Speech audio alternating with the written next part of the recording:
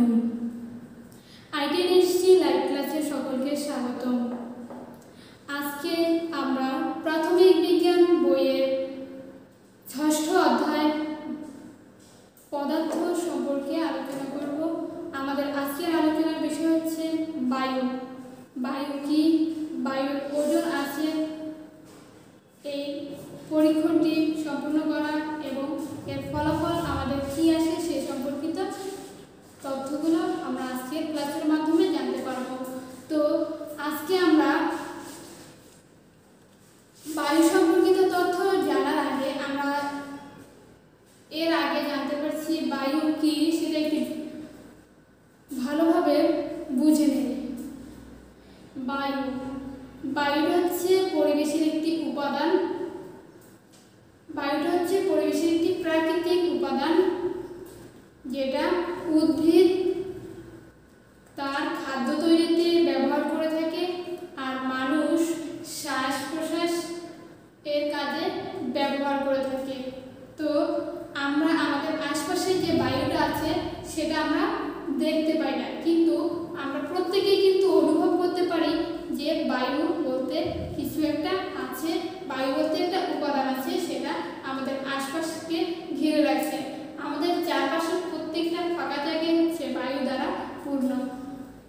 তো আমরা যে বায়ুটা দেখতে পাচ্ছি না, কিন্তু এটা কিভাবে একটি পদার্থ হতে পারে সেটা নিয়ে আজকে আমরা আলোচনা চলে যাই। আজকের আলোচনায় আমাদের বায়ু কিভাবে ওজন আছে, বায়ু কিভাবে জায়গা দখল করে, বায়ু কিভাবে বল প্রয়োগে চাপ সৃষ্টি করে সেই সম্পর্কিত তথ্যগুলো একটু একটু করে জেনে নেব। তো আমাদের গাছপালা নড়া, পাতা নড়া, এরপরে আমাদের হাত পাখা নাড়ার মাধ্যমে যে আমরা ঠান্ডা অনুভব করি, এরপরে আমরা দেখতে পাই যে মেঘ উঠছে। তো এই জাতীয় যে বিভিন্ন বিষয়গুলো আমরা দেখতে পাই, ঘটনাগুলো আমরা দেখতে পাই, সেই ঘটনার মাধ্যমে জানতে পারি বায়ু বলতে একটা উপাদান আছে যা আমাদের চারপাশকে ঘিরে রাখছে। বায়ু আমাদের অত্যন্ত গুরুত্বপূর্ণ একটি উপাদান। বায়ু আমরা শ্বাস প্রশ্বাসের কাজে ব্যবহার করি, বায়ু আমরা অনেকগুলো কাজে ব্যবহার করি। বায়ু অক্সিজেন সরবরাহ করে আমাদের, আবার উদ্ভিদের খাদ্য তৈরিতে কার্বন ডাই অক্সাইড সরবরাহ করে। তো এভাবে বায়ু আমাদের জীবনে একটা অতি প্রয়োজনীয় উপাদান হিসেবে কাজ করছে। তো আজকে আমরা জানবো বায়ুর বৈশিষ্ট্য কি। বায়ু যে একটা পদার্থ, বায়ু কি কি বৈশিষ্ট্য আছে যার কারণে বায়ু একটি পদার্থ। বায়ুর বৈশিষ্ট্যগুলো হচ্ছে বায়ুর ওজন থাকছে, বায়ুর একটা আয়তন বা আকার, বায়ু চাপ প্রয়োগের ফলে বল প্রয়োগের ফলে চাপ সৃষ্টি করতেছে, বায়ু বল প্রয়োগের ফলে চাপ সৃষ্টি করতেছে। আরেকটি ফলাফল হচ্ছে বায়ু একটা ওজন আছে, বায়ু একটা জায়গাও দখল করছে, তার মানে বায়ু একটা আয়তন তৈরি করতেছে। আমরা এই পাঠের মাধ্যমে আমরা জানবো বস্তু হিসেবে বায়ু একটি পদার্থ কিভাবে। তো আমাদের প্রথম পরীক্ষণটা হচ্ছে আমরা দুইটা পানির গ্লাস নেব, সেটা হচ্ছে কাচের গ্লাস এবং একটি কাচের পানি দ্বারা পূর্ণ একটি পাত্র চাই। তো এই তিনটা উপকরণের মাধ্যমে আমরা আজকে পরীক্ষা করব বায়ু জায়গা দখল করে। এছাড়াও আমরা দেখতে পারি আমরা আমাদের নিঃশ্বাস একটা বেলুনের মধ্যে পূর্ণ করলে সেই বায়ুটা একটা জায়গা দখল করতেছে।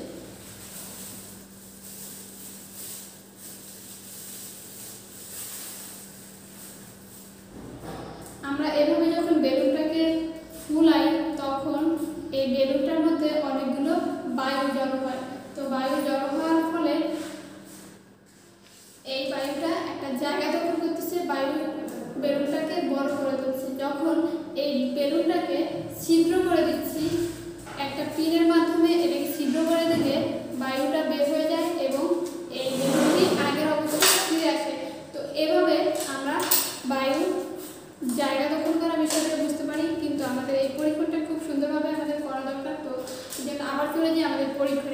পরীক্ষণটির জন্য কি করতে হবে, দুইটা গ্লাস নিতে হবে, একটা কাচের পাত্র নিতে হবে যেটা পানি দ্বারা ভর্তি। তো পানি ভর্তি এই পানির পাত্রটার মধ্যে আমরা একটা গ্লাসকে কিভাবে ডুবাবো সেটা একটু দেখে নিই। এখানে যে ছবিটা আছে দেখছি একটা পানির পাত্র আছে আর দুইটা গ্লাস আছে। তো প্রথমে আমরা একটা গ্লাসকে এভাবে উল্টো করে পানির পাত্রের ভিতরে ঢুকিয়ে দেব। তো পানির পাত্রের ভিতরে ঢুকানোর ফলে উপর থেকে একটা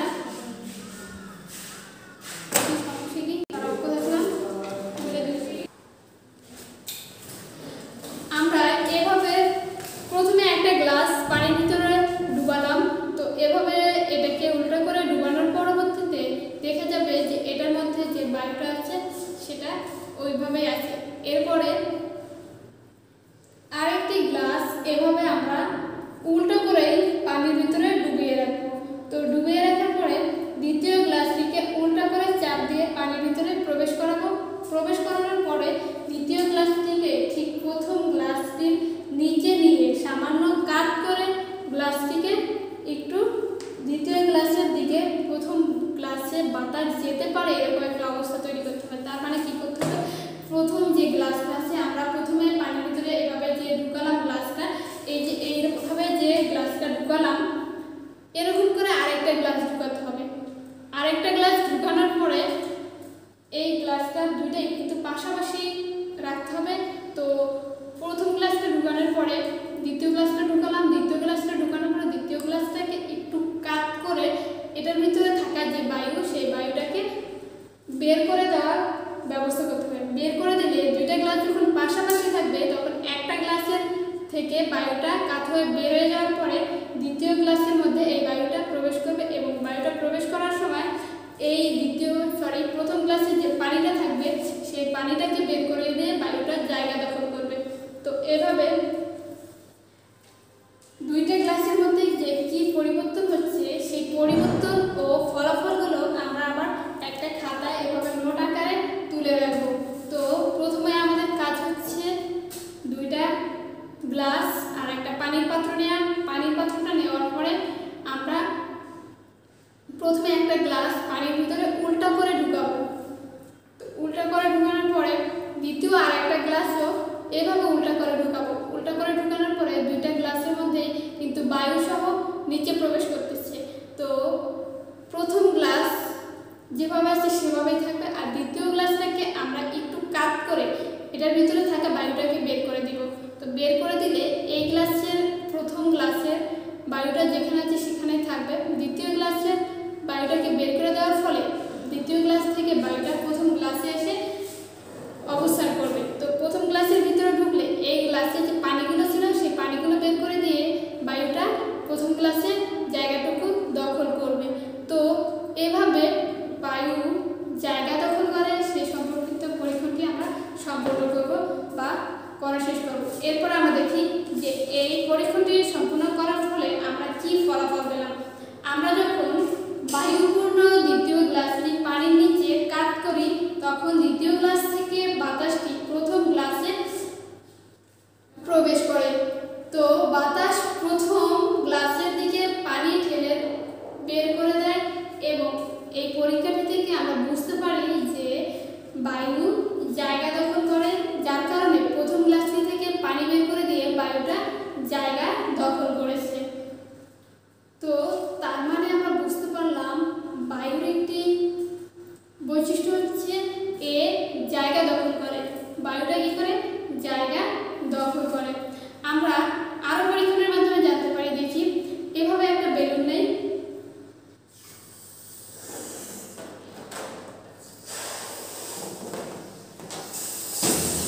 তো এভাবে বেলুনটাকে যখন আমরা ফুলিয়ে নিলাম তখন বেলুনটা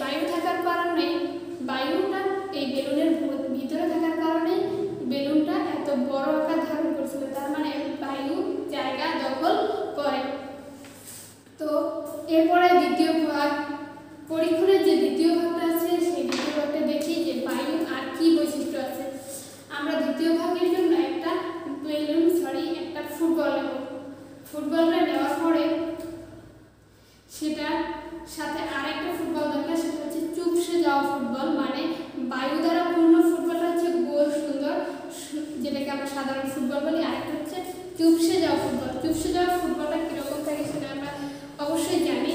চুপসে যাওয়া ফুটবলটা হচ্ছে বায়ুহীন বা বায়ু ছাড়া যে বল সেটা। তো চুপসে যাওয়া বলটা কীভাবে বায়ু পরীক্ষার কাজে ব্যবহার করি সেটা একটু দেখি। আমাদের প্রথমে দুইটা বল লাগবে, একটা হচ্ছে চুপসে যাওয়া ফুটবল আর একটা হচ্ছে বায়ু দ্বারা পূর্ণ ফুটবল, ফোলানো ফুটবল বা চুপসে যাওয়া ফুটবল। তো দুইটা বলে আমরা চাপ প্রয়োগ করব। কিভাবে চাপ প্রয়োগ করব? আমরা বলটাকে এভাবে উপরে ছুঁড়ে নেই, নিচে ছুঁড়ে মারি, বিভিন্নভাবে এটাকে চাপ প্রয়োগ করি। তো চাপ প্রয়োগের ফলে কি ফলাফল দেখা যায় সেটা আমরা একটু লক্ষ্য করি। তো সেই লক্ষ্য করা যে ফলাফলগুলো আছে সেই ফলাফলগুলো আমরা এরকম আরেকটি নোট করে সেখানে লিখব। এবং দ্বিতীয় যে ফুটবল আছে সেটা হচ্ছে চুপসে যাওয়া ফুটবল। সেই চুপসে যাওয়া ফুটবল এটাকে নড়াচড়া করলে বা এটার উপর চাপ প্রয়োগ করলে, আঘাত করলে কি ফলাফল আসে সেই ফলাফলগুলো আমরা আবার একটু দ্বিতীয় সারিতে লিখে নেব। তো এভাবে দুইটা ফলাফল আমরা দেখব যে কি আসে। আমরা দ্বিতীয় যে বল আছে সেটাকে নিয়ে যদি এভাবে নড়াচড়া করি তাহলে দেখব যে এটা কোনো বল প্রয়োগ করতেছে না। এটাকে এইভাবে ছুঁড়ে মারলে নিচে বসে থেকে এটা আবার লাফ করে বা জাম্প করে উপরে উঠে আসে না।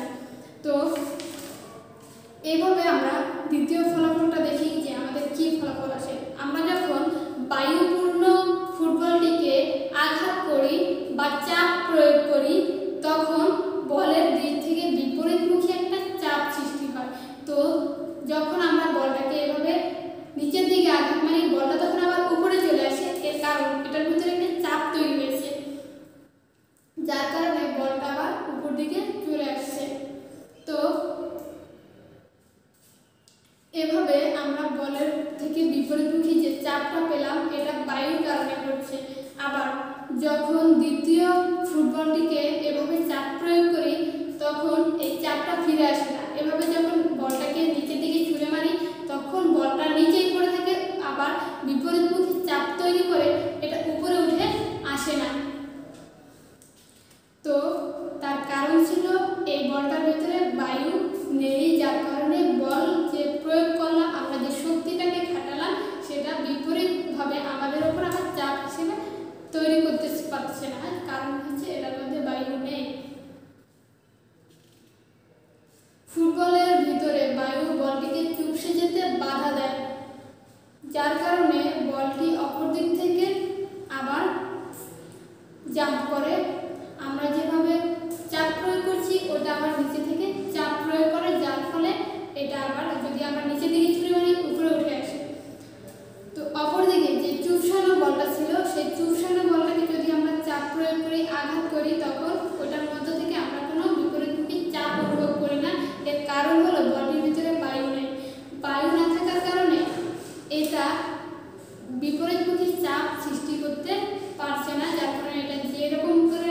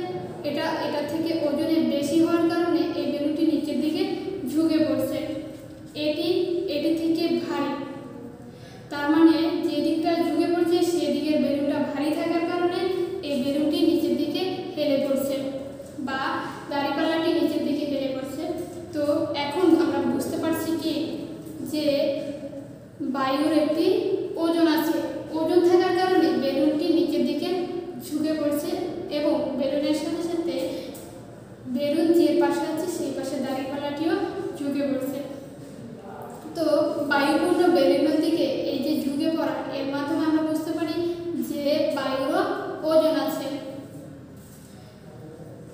এখন আমরা পদার্থের যে বৈশিষ্ট্যগুলো পেলাম সেগুলো ছিল পদার্থের ওজন আছে, পদার্থের আয়তন আছে, পদার্থ চাপ প্রয়োগে বল প্রয়োগে বাধা তৈরি করতে পারে। কিন্তু এখন আমাদের আলোচনার বিষয় ছিল বায়ু। বায়ু যে বৈশিষ্ট্যগুলো ছিল সেটার মধ্যে আমরা প্রথমে দুইটা বৈশিষ্ট্য পেয়েছি। এক হচ্ছে বায়ু জায়গা দখল করে, দুই ছিল বায়ু বল প্রয়োগে চাপ সৃষ্টি করে। তো এখন আমরা তৃতীয় বৈশিষ্ট্যটি পেলাম, সেটা হচ্ছে বায়ুর একটি ওজন আছে। পদার্থের ওজন আছে, পদার্থ জায়গা দখল করে। আবার বায়ু পরীক্ষা করেও আমরা পেলাম যে বায়ুর ওজন আছে, বায়ু জায়গা দখল করে, বায়ু বল প্রয়োগে বাধা তৈরি করতে পারে বা বল প্রয়োগে চাপ সৃষ্টি করে বাধা প্রদান করে, চাপ সৃষ্টি করে বল প্রয়োগে বাধা প্রদান করে। তো এভাবে বায়ুর বৈশিষ্ট্য সম্পর্কে জানলাম। বায়ুর তিনটা বৈশিষ্ট্য আছে, তার মানে এটি একটি পদার্থ। সুতরাং বায়ু একটি পদার্থ। এছাড়া বায়ু চাপ প্রয়োগে যে বাধা তৈরি করে এটাও বায়ুর একটি বৈশিষ্ট্য। এর মানে আমরা এই পাঠের মাধ্যমে আজকে জানতে পারলাম বায়ুর তিনটা বৈশিষ্ট্য। বায়ু কি? বায়ুর যে তিনটা বৈশিষ্ট্য রয়েছে, বায়ুর ওজন আছে, বায়ু জায়গা দখল করে, বায়ু বল প্রয়োগে বাধা সৃষ্টি করে, বায়ু চাপ প্রয়োগে বাধা প্রদান করে। এই তিনটা বৈশিষ্ট্য সহ বায়ু কি এ সম্পর্কিত তথ্যগুলো আজকের পাঠের মাধ্যমে আমরা জানতে পারলাম। আমরা আবার একটু দেখি বায়ু কি। বায়ু হচ্ছে একটি উপাদান যেটা আমাদের চারপাশকে ঘিরে আছে, বায়ুকে আমরা দেখতে পাই না। বায়ু হচ্ছে পরিবেশের একটা উপাদান, বায়ু একটি পদার্থ। কিন্তু বায়ু কিভাবে পদার্থ, বায়ুর বৈশিষ্ট্যগুলো পরীক্ষার মাধ্যমে আমরা এই পাঠে জানতে পারছি যে বায়ু একটি পদার্থ। বায়ুর প্রথম বৈশিষ্ট্যটা ছিল বায়ু জায়গা দখল করে, পরবর্তী বৈশিষ্ট্য ছিল বায়ু ওজন আছে, এরপরে আমরা পেলাম বায়ু চাপ প্রয়োগে বাধা তৈরি করতে পারে। তার মানে এটি নিশ্চয়ই একটি পদার্থ। পদার্থের মধ্যে যে বৈশিষ্ট্যগুলো থাকা প্রয়োজন বায়ুর মধ্যে সেই বৈশিষ্ট্যগুলো রয়েছে, তাই আমরা বলবো বায়ু একটি পদার্থ। তো বন্ধুরা, আজকের ক্লাসে আমাদের এ পর্যন্তই শেষ হলো। আগামী ক্লাসে আমরা এই পদার্থ অধ্যায় বা ষষ্ঠ অধ্যায়টির অনুশীলনীর সকল প্রশ্ন সম্পর্কিত আলোচনা করব। আজকের ক্লাসে এখানে বিদায় নিচ্ছি। সকলকে অনেক অনেক ধন্যবাদ জানিয়ে আজকের মতো আমি বিদায় নিচ্ছি। সবাইকে আসসালামু আলাইকুম।